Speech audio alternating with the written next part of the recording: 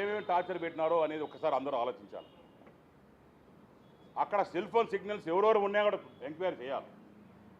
So called ఈ 5 మంది 4 ఎవరైతే చంపిన దాంట్లో లిస్టులో ఉన్నారో దాంట్లో ఎవరెవరు సిగ్నల్స్ ఉన్నాయి, ఆ చుట్టుపక్కల ఇతను సెల్ ఫోన్ రికార్డ్ చేసేటప్పుడు ఏ ఏరియా నుంచి రికార్డ్ చేశాడు, ఇవన్నీ కూడా దర్యాప్తు చేసే అవసరం ఉంది.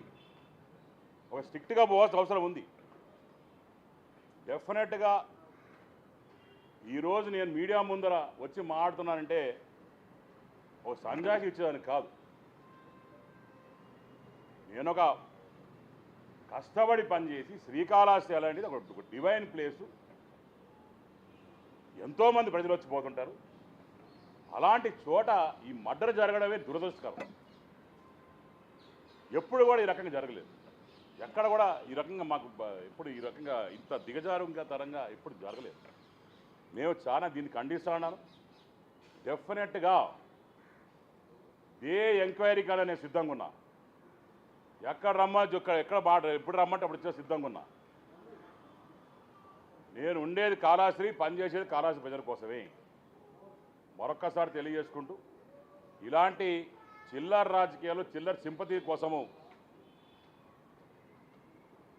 ఇలాంటి మర్డరర్స్ని దయచేసి మీరు కూడా ఎంటర్టైన్ చేయొద్దండి అని మీడియా మిత్రులను కూడా నేను ఈ సంఘంగా కోరుకుంటూ డెఫినెట్గా దీని మీద ఎవరైతే దీనికి పాల్గొన్నారో, ఎక్కడి నుంచి అయితే రిలీజ్ చేశారో ఇవన్నీ కూడా ఎంక్వైరీకి వస్తాయి. డెఫినెట్గా law will take its own course and definitely ఇది చేసిన వాళ్ళకి మాత్రం 100% అని శిక్ష తప్పదు. సార్, మిమ్మల్ని ఎందుకు ఈ వినూత టార్గెట్ చేసుకుంటారు? అది ఆమెను అడగాలండి. మాకేది ఇప్పుడు నాకు అర్థం కాని విషయం ఏంటంటే, మర్డర్ చేసిందని దొరికిపోయింది, సీసీటీవీస్ దొరికినాయి, చెన్నైలో అన్నీ కూడా వాళ్ళు ఫైల్ చేశారు, అంతా అయ్యింది. తర్వాత ఈ వీడియోలు రిలీజ్ చేస్తే ఒక డైవర్షన్ కోసమో లేకుంటే ఏదో ఉపయోగం కోసం నాకు కూడా ఏదో డౌట్ వస్తుంది. ఎందుకంటే ఈ రకంగా చేయడం వల్ల ఏదో ఉపయోగం ఉందని ఎవరో చెప్పుంటారు. కాబట్టి మీరందరూ కూడా ఆలోచించాలి, ప్రజలందరూ ఆలోచించాలా ఏ రకంగా ఒక ఫ్రేమ్ చేయబడుతుందో, ఏ రకంగా క్రిమినల్ మెంటాలిటీతో వాళ్ళు ఉన్నారో ఒక్కసారి మీరందరూ కూడా ఆలోచించుకోవాలని చెప్తున్నారు. వీడియోలో రాయుడు మీరు వాళ్ళ ఆ దంపతులను చంపడానికి సహకరించాలి, డబ్బులు కూడా ఇస్తా ఉన్నారని చెప్పి ఆ వీడియోలో అంటే రాయుడుతో మీరు ఆ విషయాలు ఏమైనా డిస్కస్ చేశారా?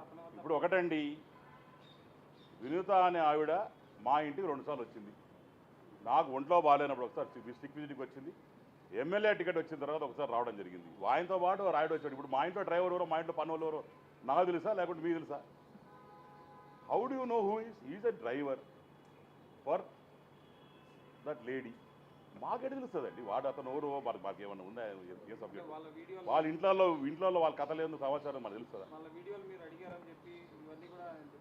డిపాజిట్ కూడా రాని వాళ్ళు ఓడిపోయినప్పుడు మాకు ఏం అవసరం ఉంటుంది చెప్పండి, ఒక్కసారి మీరు ఆలోచన చేయండి.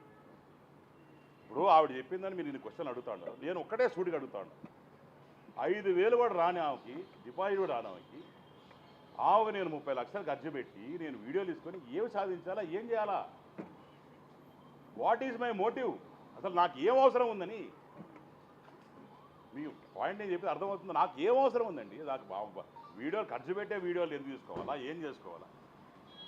మీరు ఇద్దరు కూడా ఒకే కూటమిలో ఉన్నటువంటి వాళ్ళు ఎందుకు ఇలా ఒకరికొకరు వైరల్గా మారిపోయారు? వైరల్ మగిలిన నేను ఎప్పుడు కానీ వాళ్ళని ఏ రోజు పల్లెత్తి మాట అన్నతో ఇక్కడ సిస్టమ్ చూడండి. ఎక్కడన్నా మీడియాలో కానీ ఎక్కడ కానీ నేను ఆవిడ గురించి తప్పు మాట్లాడినట్టు కానీ, ఆ రోజు పవన్ కళ్యాణ్ గారు వచ్చి మాకు మద్దతు తెలిపి అందరూ చేసి తర్వాత కూడా బిఫోర్ కూడా గౌరవప్రదకంగా బిహేవ్ చేసాం. ఎక్కడ కూడా మేము తప్పు చేయలేదు. ఇంకా కూడా ఆమె అయితే మా కోసం పని చేయాలి. మొత్తం కాళహస్తిలో ఎవరినన్నా పోయి మైక్ పెట్టి అడగండి. ఆవిడ కానీ ఆవిడ భర్త కానీ నా కోసం పని చేశారా అని కనుక్కోండి. చేయలే. వచ్చినప్పుడు మేము ఇంటికి పోయినప్పుడు మాట్లాడినప్పుడు కూడా నన్ను డబ్బులు అడిగారు. నేను లోపల అంత డబ్బులు ఇచ్చేదానికి మాకు 7 సంవత్సరాల లోపలికి వెనక తిరిగి ఏ రోజు కూడా మాకు పని చేయలేదు. నేను ఈ విషయం కూడా ఎక్కడ కూడా మాట్లాడలేదు. ఈరోజు మాట్లాడుతాను, ఎక్కడ కూడా ఈ విషయం చెప్పలేదు. ఎందుకంటే today she is suspended from party and she is been accused as a murderer. That's why I am telling you today. ఈరోజు చెప్తున్నాను. ఈ లేకుండా ఈరోజు చెప్పేటోడు కాదు, మీకు ఇది కూడా అవసరం లేదు. ఏంటండి ఇంకా నేను మాట్లాడలేదండి. తప్పకుండా ఆయనతో మాట్లాడడం జరుగుతుంది, వాళ్ళకి ఎక్స్ప్లెయిన్ చేయడం జరుగుతుంది. ఎందుకంటే ఈరోజు నాతో జరిగిందంటే రేపు పొద్దున ఎవరిదానో జరగచ్చు.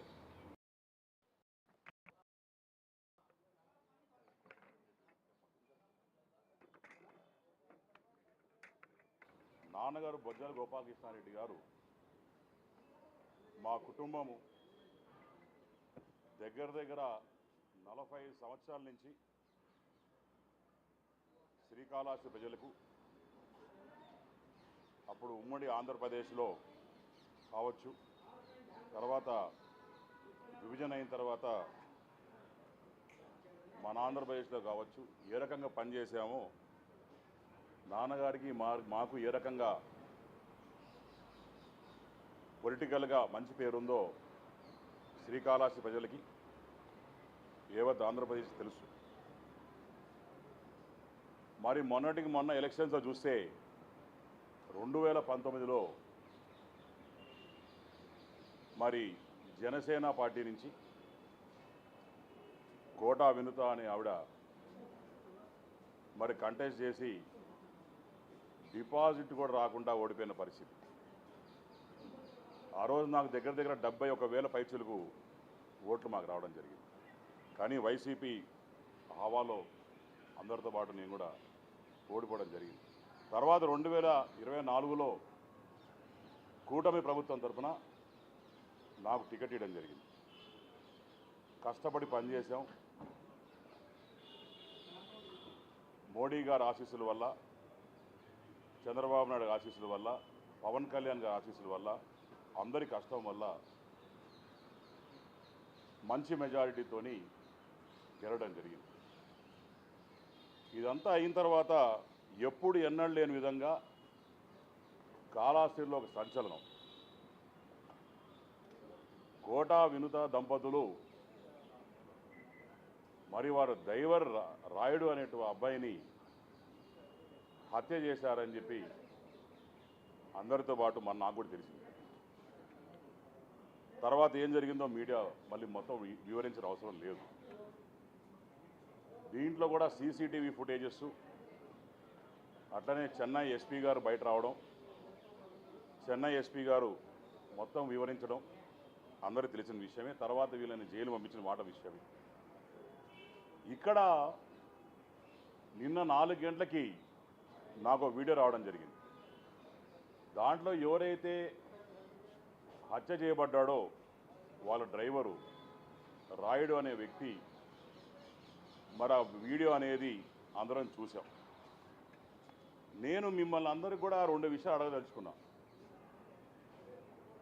ఈ వీడియో ఏఐయా, మాఫ్డా, లేకుంటే వీళ్ళు ఎవరైతే అతను హత్య చేశారో దాని ముందర వీడియో తీసి మిమ్మల్ని వదిలేస్తాం, వీడియో చెయ్యి అని చెప్పి బెదిరించి వీడియో తీసిన తర్వాత హత్య చేయడం జరిగిందా?